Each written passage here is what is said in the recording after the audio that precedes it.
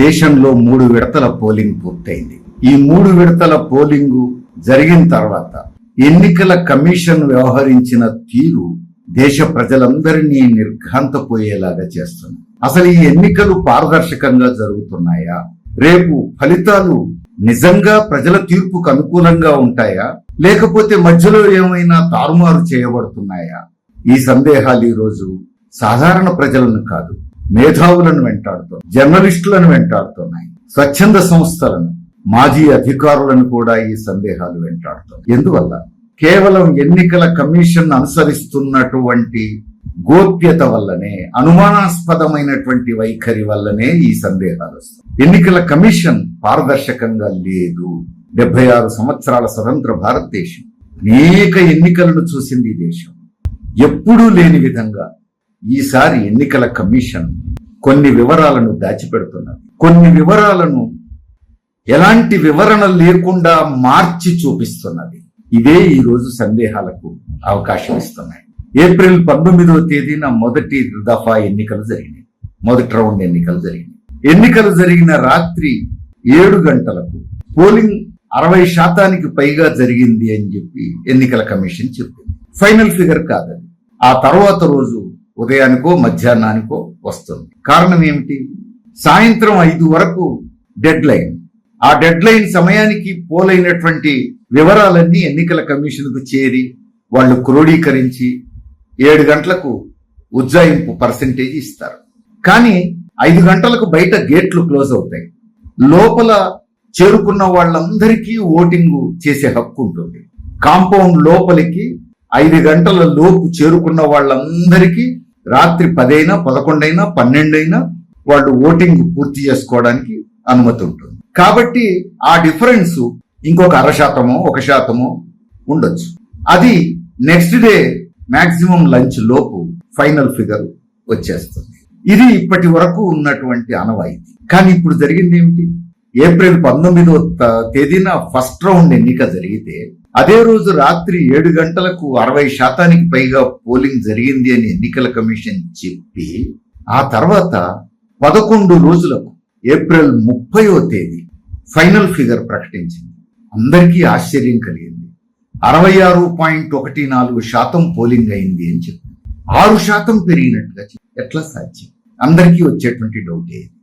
6% polling ఎట్లా పెరుగుతుంది? రెండోది, 11 రోజులు ఎందుకు పట్టింది ఫైనల్ ఫిగర్ తీయడానికి?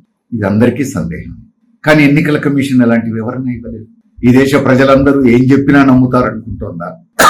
లేకపోతే ఏమాత్రం ఆలోచించగలిగేటువంటి ఆలోచన సామర్థ్యం కూడా ఎవరికి లేదు? ఎన్నికల కమిషన్ ఏం చెప్తే అది చెల్లుబాటు అవుతుంది అనుకుంటోందా? లేకపోతే మోడీ పాలనలో మోడీ ఏది ప్రకటించమంటే అది ప్రకటించాలనే ధోరణితో ఉందా? తెలియదు. కానీ ఏ వివరణ ఇవ్వలేదు. ఏ వివరణ ఇవ్వకుండా 11 రోజుల సమయం, ఎప్పుడు లేదు, 11 రోజుల సమయం తీసుకొని ఫైనల్ ఫిగర్ 66.14% అంటుంది. అంటే 6% పెంచి చూపిస్తారు. ఎట్లా పెరుగుతుంది? దేశ చరిత్రలో ఎప్పుడు ఇది లేదు. ఇక రెండవ రౌండ్ పోలింగ్ అయింది. రెండవ రౌండ్ పోలింగ్ ఏప్రిల్ 26వ తేదీన జరిగింది. యథావిధిగా రాత్రి 7 గంటలకు 60.96% పోలింగ్ జరిగినట్టుగా ఎన్నికల కమిషన్ చెప్పింది.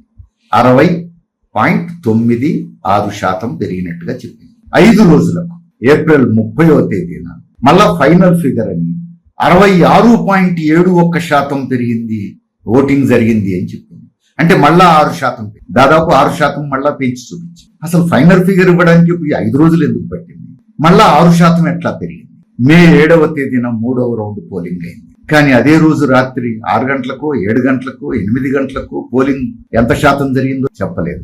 ఒక రోజు గడిచిన తర్వాత 8వ తేదీన మాత్రమే పోలింగ్ ఎంత జరిగిందో పర్సెంటేజ్ ప్రకటించి. ఇప్పుడు చూడాలి, మళ్ళీ వారం రోజుల తర్వాత ఫైనల్ ఫిగర్ అది కాదు ఇది అని మళ్ళా ఏమైనా పెంచి చూపిస్తారా?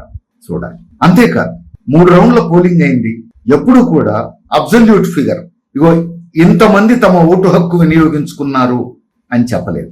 గత చరిత్ర అంతా ఎన్నికల కమిషన్ ఎంతమంది ఓటు హక్కు వినియోగించుకున్నారో చెప్పేది, ఎన్ని ఓట్లు పోలేనియో పర్సెంటేజ్ చెప్పేది. అంతేకాదు, ప్రతి రౌండ్ పోలింగ్ అయిన తర్వాత ఎన్నికల కమిషన్ ప్రెస్ కాన్ఫరెన్స్ పెట్టేది. ఆ రౌండ్ ఎన్నికలకు సంబంధించినటువంటి కీలకమైనటువంటి అంశాలన్నీ కూడా ప్రెస్ కాన్ఫరెన్స్ లో చెప్పేది. ఎన్నికలకు సంబంధించిన పూర్తి డేటా ప్రజల ముందుంచేది. మీడియా ద్వారా ప్రజలను డైరెక్ట్ గా అడ్రస్ చేసేది. అంతేకాదు, విలేకరులకు రకరకాల సందేహాలు ఉంటాయి, రకరకాల కోణాల నుంచి సమాచారం వాళ్లకు రకరకాల వైపు నుంచి వచ్చి ఉంటుంది. వాటిలో మంచి చెడ్డలు, నిజానిజాలు ఎన్నికల కమిషనర్లను అడిగి నిర్ధారించుకుంటారు. ఎక్కడ? ప్రెస్ కాన్ఫరెన్స్ లో. మీడియాను ఎన్నికల కమిషన్ అడ్రస్ చేస్తే అక్కడ విలేకరులు తమకున్న సందేహాలు, అభిప్రాయాలన్నీ కూడా ఎన్నికల కమిషన్ తో పంచుకొని తమ సమాచారాన్ని నిర్ధారించుకుంటారు. కానీ ఆశ్చర్యకరమైన విషయం, ఈసారి ఎన్నికల్లో 3 రౌండ్లు జరిగితే 3 రౌండ్ల సందర్భంగా కూడా ఎన్నికల కమిషన్ మీడియాతో మాట్లాడడానికి సిద్ధపడలేదు. ప్రెస్ కాన్ఫరెన్స్ లేదు, మీడియాను ఫేస్ చేయడానికి సిద్ధంగా లేదు. మీడియా ముందుకు రాకుండా ముఖం చాటేస్తున్నది ఎందుకు? ఈ సందేహాలు కూడా వస్తున్నాయి. ఒకవైపు మీడియా ముందుకు రాకుండా ముఖం చాటేస్తుంది, మరొక వైపు ఓటింగ్ పర్సెంటేజీ ప్రకటించడానికి ఎక్కువ సమయం తీసుకుంటోంది, జాప్యం చేస్తోంది. ఇంకోవైపు ముందు ప్రకటించిన ఎన్నికల పోలింగ్ శాతానికి ఫైనల్ ఫిగర్ కు మధ్యన చాలా పెద్ద తేడా ఉంటుంది. ముందు ప్రకటించిన దానికంటే చాలా ఎక్కువ పోలైనట్టుగా చూపిస్తోంది. ఈ గోప్యత, ఈ ముఖం సాటేయటం, ఈ జాప్యం ప్రజల్లో అనేక అనుమానాలకు దారితీస్తాం. జాప్యం ఎందుకు జరుగుతోంది అని అంటే అది అడగడానికి అవకాశం కూడా ఇవ్వట్లేదు. ప్రెస్ కాన్ఫరెన్స్ పెడితే కదా. మనందరికీ తెలుసు, బ్యాలెట్ పేపర్ మీద ఓట్లేసిన రోజు కూడా, పోలింగ్ జరిగిన రోజు రాత్రి ఎంతమంది ఓటింగ్ లో పాల్గొన్నారు, ఎంత పర్సెంటేజ్ పోలైంది చెప్పేవాళ్ళు ఎన్నికల కమిషన్. మరి ఇప్పుడు ఈవీఎంస్ వాడుతున్నారు. ప్రపంచంలో ఏ దేశం వాడకముందే మన దేశం అత్యున్నత శాస్త్ర సాంకేతిక పరిజ్ఞానాన్ని వాడుతోంది. ఈవీఎంస్ ఎందుకు వాడాలి? అమెరికా, జపాన్, జర్మనీలే వాడట్లేరు, బ్రిటనే వాడట్లేరు అని అంటే వాళ్ళకంటే ముందు టెక్నాలజీని మనం వినియోగించకూడదని ఏమన్నా ఉందా అని చెప్పేసి అన్నారు. నిజమే, టెక్నాలజీ వాడుకోవడాన్ని మనం కూడా ప్రశ్నించలేము. కానీ అనేక సందేహాలు వచ్చినాయి, ఆ సందేహాలకు సమాధానాలు లేవు. సరే, అదంతా ఒక భాగం. కానీ ఇప్పుడు ఆధునిక టెక్నాలజీ ఒక్కొక్క బ్యాలెట్ పేపర్ తీసి చెక్ చేసి కట్టలు కట్టి లెక్కేయాల్సిన అవసరం లేదు. ఆ లెక్కేసేటప్పుడు తప్పులు దొరలాలు దుబ్బే పరిస్థితులు ఇప్పుడు ఉండవు.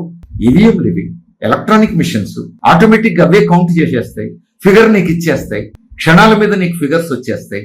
అవన్నీ మెయిల్, ఇదివరకు ఫోన్ చేసి చెప్పుకోవాల్సి వచ్చేది ఎన్నికల కమిషన్ కి, స్థానికంగా కౌంటింగ్ చేసిన వాళ్ళందరూ. ఆ తర్వాత సెల్ ఫోన్ లో చెప్పుకోవాల్సి వచ్చేది. ఇప్పుడు మెయిల్, సింపుల్ గా మెయిల్ చేసేయచ్చు, సెల్ ఫోన్ నుంచి పంపించేయచ్చు. క్షణాల మీద సమాచారం ఎన్నికల కమిషన్ కి అందే అవకాశం ఉంది.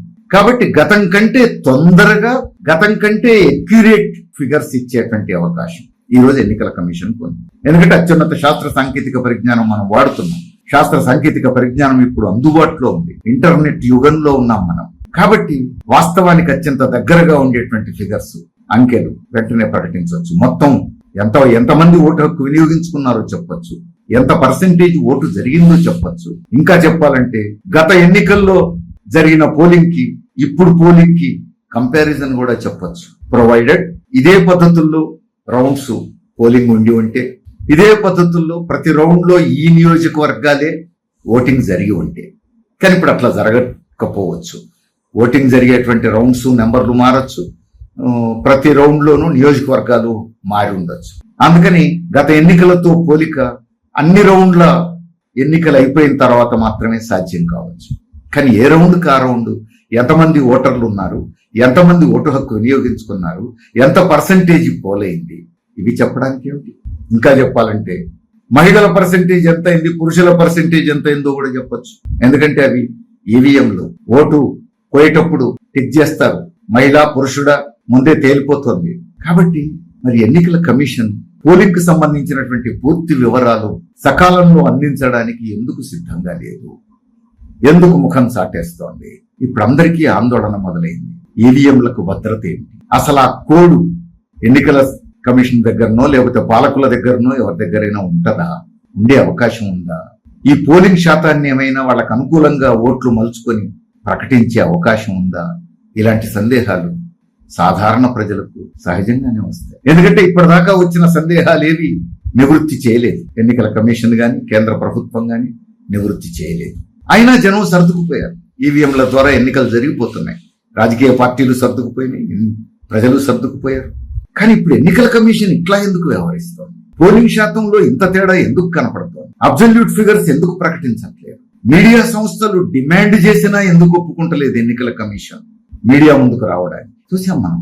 ప్రెస్ క్లబ్ ఆఫ్ ఇండియా కూడా డిమాండ్ చేసింది ఆన్ రికార్డ్, పారదర్శకంగా ఉండాలి ఎన్నికల కమిషన్ అని చెప్పింది, ప్రజల ముందుకు రావాలి అని చెప్పింది. అయినా ఎన్నికల కమిషన్ మాట్లాడట్లేదు. నోరు మీద పట్లే. ఎందుకు ఈ మౌనం, ఎందుకు ఈ దాపరికం? ఇది ఈరోజు ప్రజలందరినీ వేధించేటువంటి ప్రశ్నే. కొంతమంది మేధావులు, హక్కుల కార్యకర్తలు, సీనియర్ అడ్వకేట్స్ ఆందోళనతో ఇప్పటికే సుప్రీంకోర్టు తలుపు తట్టారు. ఈ సమాచారం కోసం కూడా సుప్రీంకోర్టు తలుపు తట్టాల్సిన దుర్గతి ఎందుకు వచ్చింది మనకు? 76 సంవత్సరాల స్వతంత్ర భారతదేశంలో ఎన్నికలు పారదర్శకంగా జరుగుతున్నాయనే విశ్వాసం కల్పించాల్సినటువంటి ఎన్నికల కమిషన్ ఈ రోజు ఇన్ని సందేహాలకు ఎందుకు అవకాశం ఇస్తోంది? మోడీ ఎందుకు నోరు విప్పట్లేదు? సుప్రీంకోర్టు తలుపు తట్టాల్సిన పరిస్థితి ఎందుకు వచ్చింది? ఇవన్నీ సందేహాలు. చూద్దాం, ఇంకా 4 రౌండ్ల పోలింగ్ ఉంది, ఏం జరుగుతుందో చూద్దాం.